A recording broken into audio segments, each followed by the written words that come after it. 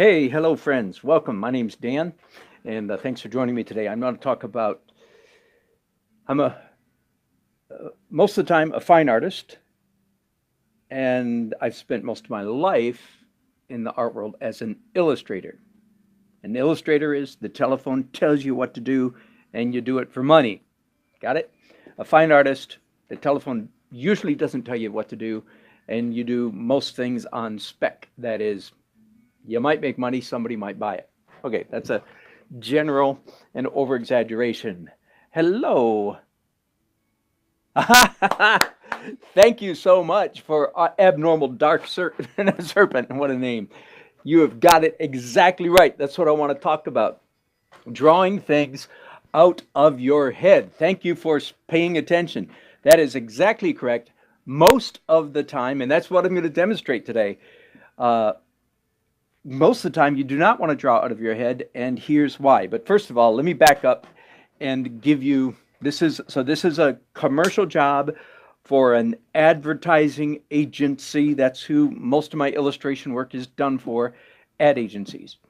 Let me show you what the assignment is. First of all, the ad agency sent me this image, and they said we want some illustrations in this style. And as you can see, this is a direct steal from somewhere online because it's still got the iStock logos plastered all over it. So of course, we can't use this illustration, but we can copy. This is the kind of thing that illustrators are. This is the kind of thing that illustrators are asked to do all the time, which is, can you copy this guy's style? So that's the assignment. My client wants something in this style. But here's the content he wants. He wants a woman gardening, so he sent me this picture, and he wants a couple walking on the beach. And in both cases, they're supposed to be not young people. I happen to know, this is all I know, that this product we're advertising is some kind of drug medication, and obviously it's not for kids, it's for older people. So that's the assignment, okay? So first of all, I checked with him and I modified this. I don't have a copy of it. I tweaked this in Photoshop and said, is this what you're looking for? I took this picture and just posterized it, made it into black and white illustration, and put color on it. And he said, no. So what we want is a silhouette. I mean, a big part of what makes this particular image, sorry, let me get it lined up. A big part of what makes this particular image work is the fact that it is a silhouette. Okay, and it's going to be a watercolor job when I'm all finished, but I'm way far from getting all finished. So all that this illustration right here does is give me an idea. Yeah, exactly, Ian. This is the nature. If you're going to get paid for it, this is what you do. So here is, we want a woman gardening. So I'll run through this one really quickly. So most of the time, you want, as an artist, you want to look at something and copy it. Look at a real person, or if that's not available, look at a photograph, which is way more common, of course, because then when you copy that, you're building up your file of your reference file in your mind, okay?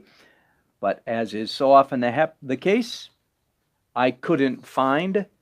I'm getting ahead of myself. I couldn't. Let's say, so my client suggested we draw a couple hands, a pair of scissors, and a face. So I'm not going to show you my step-by-step on this one. Let me just run right ahead. So after several tries, yes, where I was literally holding scissors in my hand and drawing my hands, and holding scissors in my other hand and drawing so on and so forth, I came up with this drawing. Then I shrank it down small. Then I combined it with this face that I had worked out independently. I sent this to my client, and he said, yes, just we want more body. So I made it smaller so that I can come in here and do more of the figure. Got it? So that's what I'm going to send to my client to get approved. Now, let's go to the second one. So there's two illustrations here. One is a woman gardening. The other is a couple walking on the beach, and this is what they sent me. And I want to walk you through this as quickly as I can, both to show you what you do as an illustrator, what you have to do, what you want to do, what you don't want to do, but you have to do sometimes because you have no choice. Did you follow that? Okay. First of all, I just said, well, let me just draw this. So I traced this. Understand, I got a light table right here, handy tool. And is this the same size? Yep. So I just did a real quick drawing of this just to kind of start thinking about a couple walking on the beach. But of course, this is not at all what they want because they need a silhouette. Got it? So let's get to work. Here's what I started doing. I started scribbling out of my head.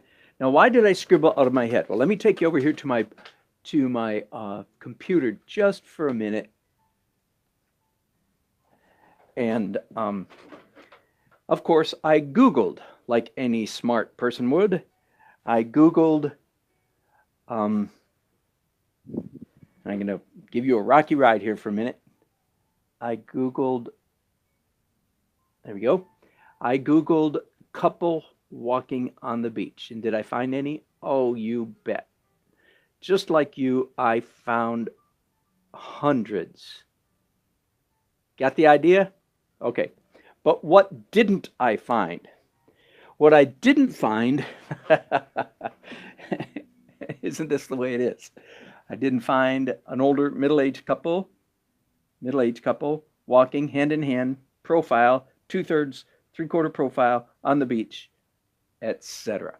Hundreds of images, not one of them worked. So what do you start doing? Well, what you don't want to do, but you have to sometimes, which is you start drawing out of your head. So I didn't start numbering here, but this was sketch number 1. Again, so this is what I've got, and this is what I started drawing. Now, most of the time, I'm not sure that's number 1. That looks like number 3. This looks like number 1. Here we go. Oh yeah, wait. I'm doing this out of order. I'm sorry for all this confusion. Here we go. These look more like, okay, so I started drawing really, really messy, and I think that's as close as we can get. Let me get you in here just a little bit closer, okay? Sorry for all the shaking. I want you to see this as much as possible. There we go. Okay. So I just started drawing with a pencil, holding my pencil this way. And by the way, the other thing I did is I took this light table and I leaned it back like this so that it was pointed at my nose. I won't do that now because then you won't be able to see. A couple things I want to show you about this. First of all, I wanted to get past all this embarrassing stuff before I showed it to you because, of course, I don't want to be embarrassed at how bad I can do. Hey, Toby, good to see you. And here's my big trick with a light table. So you do one sketch this way. You take it, you're real quick, 5 minutes, 4 minutes, 3 minutes, whatever it is. Then you turn it over on the light table and imagine now that this drawing is not here. This drawing is not here. It's a white piece of paper. But with the drawing table, with the light table on, I can see the drawing through the paper. So I draw it a second time, this time with a colored pencil. And then I trace that one onto a new piece of paper. So that's drawing at least 1, 2, 3, 4, 3, 4, 5, 6. I think this was the last one I did in this series. And then guess what? I decided I just don't like it. I just don't like it. Yuck. It doesn't feel right. So chuck that whole pile, start over. So here's the start over pile, and this is what I want to walk you through in just a little bit more detail. So how does an artist like me start? And these I numbered so I can kind of keep track. How does an artist do it drawing out of his head? Let me find a blank piece of paper here and start pretending I'm doing this. First of all, in this second set, I decided, you know what, it makes more sense to have the man on this side and the woman on that side, so I don't have this conflict of who's taller. It just makes more sense. So I hope the client's okay with that. I don't think they mind about that at all. So I start drawing in a manner something like this. And I just want you, let's say I'm just going to draw one figure right now. one figure, one human figure walking down the beach. Okay?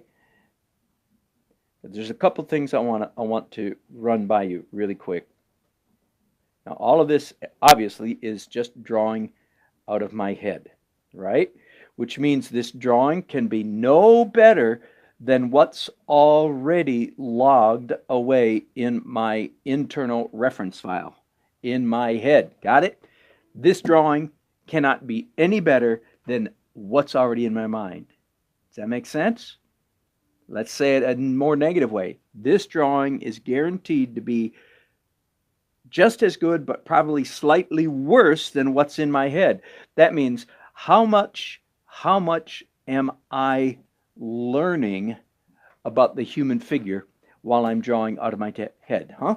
Quiz question. How much am I learning about the human figure while I'm drawing out of the head? The answer is 0.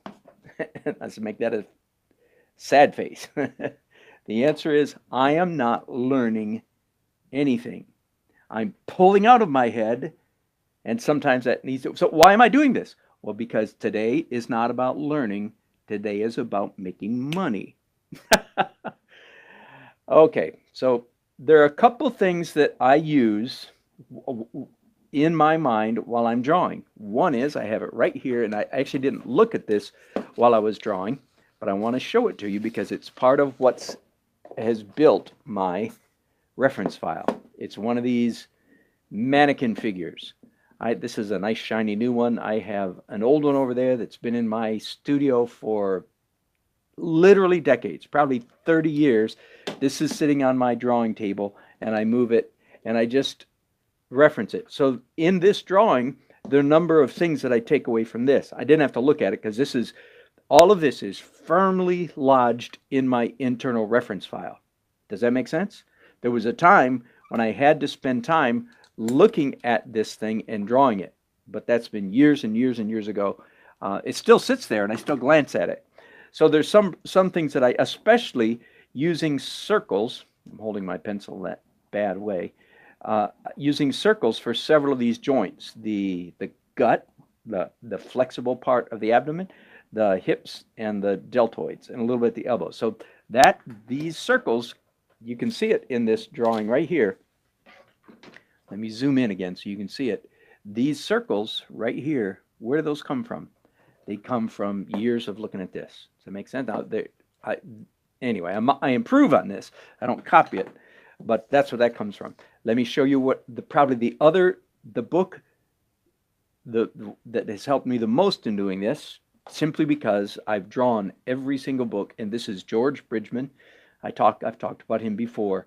Artist, Student League of New York, 1920s. And he breaks down the human figure into all these wonderful, over-geometricized, over-angulated figures. He's a brilliant teacher, has a great way of teaching how to draw the human figure. And again, let me repeat, every single drawing in this book I drew. This is about 10 years ago now. But a lot of it has stayed in my mind. So when I'm drawing a figure out of my head, I've told you now I've got basically, mostly 2 things going. This figure and this book. Now besides that, I have other books like my other favorite, which is Jack Ham, The Head and Figure. Again, you can tell this was written in the 50s or 60s, I'm sorry.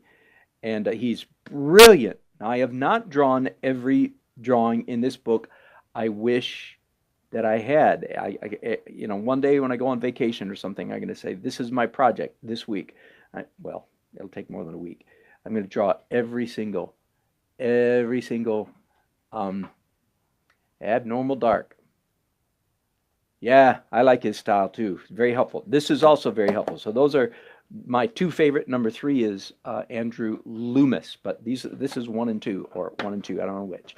Okay, so while I'm drawing, let me continue with the pencil. So I've got those figures in mind, and of course I'm drawing really quickly, partly because I'm in a hurry, also partly because if I make pleasant marks, my eye likes looking at the drawing better than if I make stilted marks.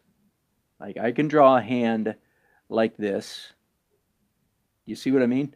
I can draw a hand like that, but it doesn't have the same happy flow as if I draw a hand like this.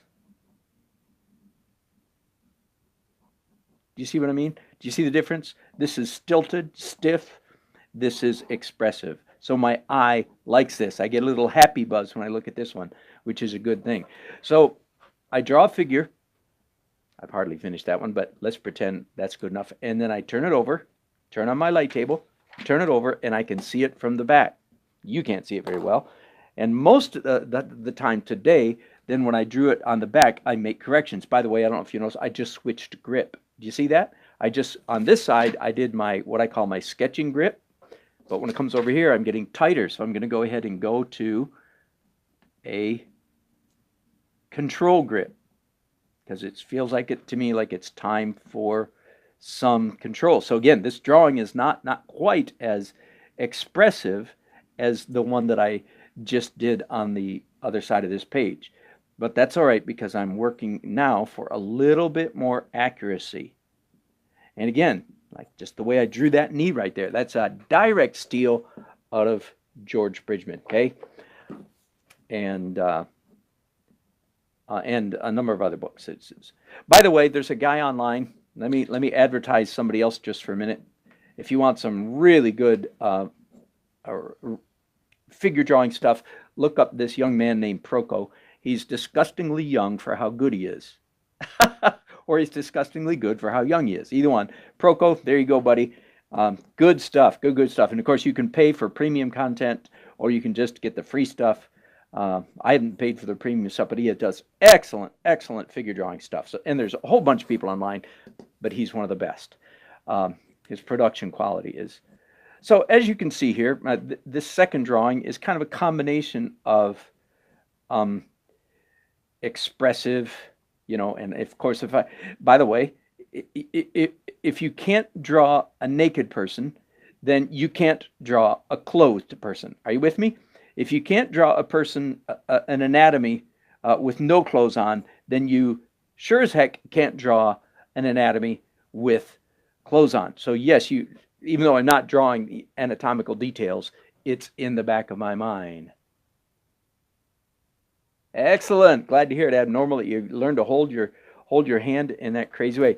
So I just want to show you more process. So now I've got drawing number 1, and here's drawing number 2. Then sometimes I can either erase this side. I won't take time to do it all, but I can erase this side, turn the light on, and then do drawing number 3 on this side, right? Otherwise, I can take a clean piece of paper, and here we go. We're going to draw the whole thing again. Making improvements every time. And by the way, flopping it is extremely helpful. It's the mirror effect, right? Because when you flop something, you see things that you didn't see before. Now, let me throw a little George Bridgman at you. Let's say you're drawing along and you're just not liking the way it's going. It doesn't feel, all this is out of your head, of course, in this case, but it doesn't feel like a good figure. Let me show you some Dan Nelson-ism. This is my condensation of all the books I've read. This is where I'm at right now. Now, I hope to be a better artist in 1 year, 2 year, 5 year, 10 years. You understand? But right now, this is my...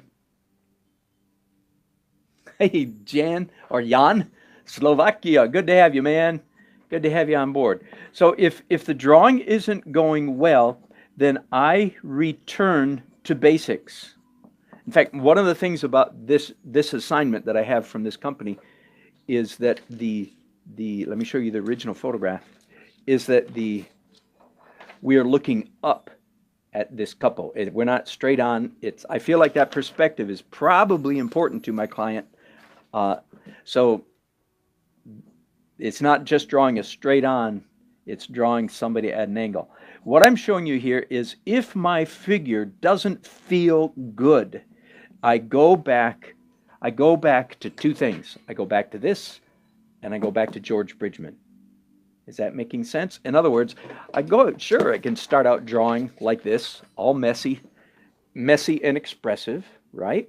And if I just happen to nail a figure, then yay. But if I don't happen to nail a figure, then I start doing, let me get a clean piece of paper and I'll show you really quickly. Someday I'll walk through this really slowly. But this is standard operation for me. Okay, here's a human looking from the front. I have all kinds of formulas about how to do that, head, how to do this chest, torso, how to do these arms, and so on and so forth. I have a form, and I can do it so quickly because I've done it so many times that I can do it, in my sleep, so to speak, right? So I know the lengths of all of these arms, all of these elements, simply because I've done it so many times. So that's a real quick, down and dirty Dan Nelson's, and of course then you get more and more detail, more and more detail, more and more detail. By the way, I agree with George Bridgman. One of his best contributions to the whole world of figure drawing, and it's the reverse of what most artist teachers teach you, is learn to draw the male, and then it's easy to convert to the female. It does not work the other way around. You can, if you learn human anatomy, learn the male first, and then it's easy to change to the female. The other way around, if you learn to draw females, you can't transition to a male from a female. You can transition from a male to a female. You can't go from a female to a male. That's what I mean to say. Okay, enough of that. Now, let me go back to my project. I just want to walk you through, run you through real quickly this development. So that's drawing number 1. Turned it over. Drawing number 2, first in pencil and then in a black pencil. So you see the big bold lines. Run that by Club Ibiza Silhouette. Thank you, I'll do that. The black lines make the lighter lines disappear. With me? And then here's drawing number 4. And I make notes like, that I want to move that up. There's drawing number 5. More notes, smaller head. Get rid of that. Move this in. And this all took me about an hour and 20 minutes maybe to do all these drawings. Number 6, by the way, I threw myself a curve. I decided, well, I'm tired of drawing with pencil. This pen's not working now. I'm tired of drawing with pencil and fat pencil and skinny pencil, so I drew with a fountain pen. Why? Just feels different. I get a different feel. Then I did drawing number 7 in pencil on the back of that. Then I introduced a piece of tracing paper, graphics paper actually. Did drawing number 8. 8.5, 9, 10. Again, more notes, refining. Again, all of this is on my head. Unfortunately, I'd rather be looking at a reference file and growing my knowledge of the human figure. But today's not a day for learning. Good. Other hobbies. Thanks, Ad. I'll tell you in a second. This is not a day for learning. This is a day for cashing in on what I've already learned. Does that make sense? There's drawing number 10. Back to skinny pencil. This is really close now. Drawing 11, and that's it. Then I scanned this. Now I go digital. That's number 11. This is number 12. Tweaked it in Photoshop. Little things here, little there, and of course then blacked it in. And then I looked at that and said, nah, I want to tweak it one more time. So I turned it over, and there's drawing number 13. Now, I don't know about you, but it's not a bad figure drawing couple walking down the beach. I'm going to send this to my client and get his okay before I proceed. Okay? Does that make sense? I do not recommend drawing out of your head because most of the time you get dumber. Let me exaggerate. When you draw out of your head, your battery is running down. You are getting dumber. When you look at something, copy it, and draw it, you're getting smarter. Your battery is getting charged up. So artists who brag and boast, I did this out of my head. I always blush for them because That's embarrassing. No, no, no, no, no, no. That is no big shakes. That is, I could show you stuff that I've done out of my head. It's rock your socks. It's like, that's amazing. But how did I get that in my head? I got it in my head by not drawing out of my head. Did that just make sense? Let me say this again. I don't feel like this is anything. There's people like Proco who could just, wipe the floor with me and do so much better than I've just done. But I could show you a lot of paintings that I've done that are entirely out of my head. Look at my fantasy page. Go to Dan Nelson Art, click on paintings, click on fantasy. Almost all of that's out of my head. You go, Dolly, you're good. Yeah. How do I get that good? By not drawing out of my head. How do you get good at drawing out of your head? The answer is by not drawing out of your head. So if you draw out of your head and you publish on on YouTube or Facebook or whatever, don't brag about it. Let that be a little secret between you and me, because real artists, good artists, paid artists, people that get paid, don't draw out of their head. They draw from reality. Okay, most importance. Go ahead, Naughty SpongeBob. What is your question of most importance? I'm ready to entertain your notion. So I'm going to finish this drawing up, and I'm going to send it to my client and say, do these silhouettes, is that good enough for a start? And then I have to do all of this watercolor treatment, which is the easy part compared to this. I have to do all this watercolor treatment to make these images have this feel. I had a hunch, Mr. Naughty SpongeBob, that this might be something I should ignore. I will block you. Thank you, good sir. So I'm going to, like I said, probably scan this, turn it into a real silhouette, and then send it to my client, and hopefully he'll like it, and then I can proceed. Thanks so much, you guys, for watching. Appreciate it. I might be back later today. I'm not sure. We'll find out. If so, you'd see me doing these watercolor things. I've got other jobs on the board. Hallelujah. Good day of good jobs. And I will be working on them. Talk to you later. Okay? Oh, thank you, Abnorm. What are things do I enjoy? Really, all the other things I enjoy, because I do a lot of artwork like this, many times I can listen to podcasts. And so my other hobbies are history, philosophy, science, culture, science, like quantum physics, astrophysics, and so forth, so forth. And ever since I read Stephen Hawking's Brief History of Time about 25 years ago, just been blown away by that stuff. Love it. And I like history, science, philosophy, included subset theology. And bye, Jan. Good to have you, man. And yeah, those are. And I used to do. Oh, I'm a runner. That's right. But I'm a jogger. For many years, I was a runner. I ran through college. I coached about 10 or 12 years of high school years ago, including my own kids when they were in high school. And now I just enjoy jogging. Thanks for asking. Fun. Good to be with you guys. If you haven't subscribed already.